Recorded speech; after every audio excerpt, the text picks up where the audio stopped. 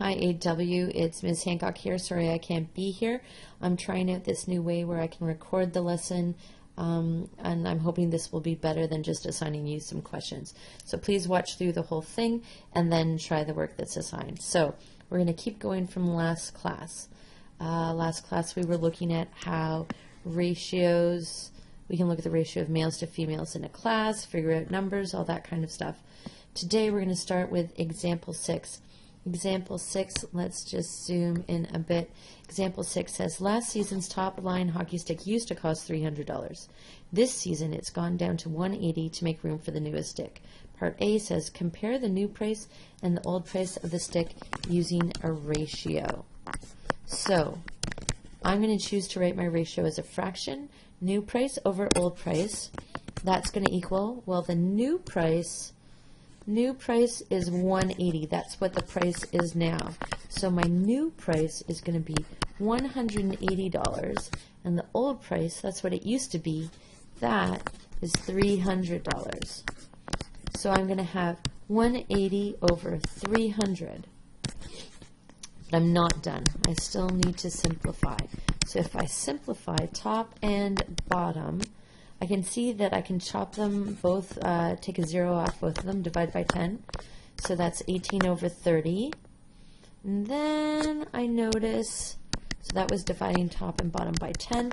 Then I notice I can divide top and bottom by 6. And that gives me 3 over 5. So I get that the ratio of new price to old price equals 3 over 5. And that's the solution to part A. For part B, it says now express the new price as a fraction of the old price. So new over old equals 3 over 5. We know that from last time. I want to get the new price all by itself. But right now the new price is being divided by the old price. So to get the new price by itself, I'm going to take that new equals 3/5, and that old that I was dividing by, I'm going to switch sides with it, so it's going to become a times, and I'm going to multiply 3/5 times the old price. So the new price is going to be 3/5 times the old price. And that's it for question 6. Example 7, we've got some trail mix. A bag of trail mix is 3 parts sunflower seeds, 5 part raisins, 4 part almonds, 3 parts M&Ms. If the total mass of the bag is 300 grams, how many grams of each ingredient are in the bag? Well, I'm most interested in the M&Ms, but we'll do it for all of them.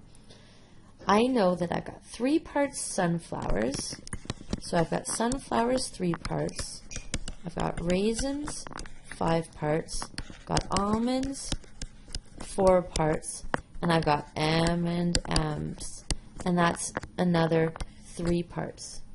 All together, this means I have 3 plus 5 is 8, 8 plus 7 is 15. I have 15 parts all together, 15 parts in total, and I also know I have 300 grams in total. So if I have 15 parts in total and 300 grams in total, I can figure out how much one part weighs, with the mass of one part. So one part would be 300 grams divided by 15, and that's going to give me that one part is 20 grams. All right, so now that I know that one part is 20 grams, that would mean that, let's give us some more space, that would mean that the sunflowers, which were 3 parts, are going to be 3 times 20 grams, or 60 grams big. And because the M&Ms were the same number of parts, M&Ms were also 3 parts, that's also going to give me 60 grams. The raisins were 5 parts, so that's going to be 5 times 20, or 100 grams. And then last but not least, we've got the almonds. There were 4 parts of almonds, so that's going to give me 4 times 20, or 80 grams. And a quick check, 60 plus 60 is 120, plus 100 is 220, plus another 80 gives me a total of 300 grams. So we've done it right. All right, that's it for that question. The last example, poorly worded, there's even a typo in it, but it's really important to pay attention to the idea of this question. So, in a bag of, forget all this stuff that I said, it's just in a bag of candy. There are 2 parts yellow pieces, 1 part red pieces, 4 parts green pieces. If there are 8 more green candies than yellow candies, if we have 8 more green than yellow candies, find out how many candies there are in the bag. Okay, so we've got 2 parts yellow, 1 part red, 4 parts green. I'm going to draw a picture. So 2 parts yellow, I've got 1 part red, and 4 parts green. They told us that. So 2 parts yellow, 1 part red, 4 parts green. Okay. Now they say if there are 8 more green candies than yellow candies. So that means this section here, this is the part that's more. We're going to have 8 more candies, not parts, but 8 more candies in green than yellow.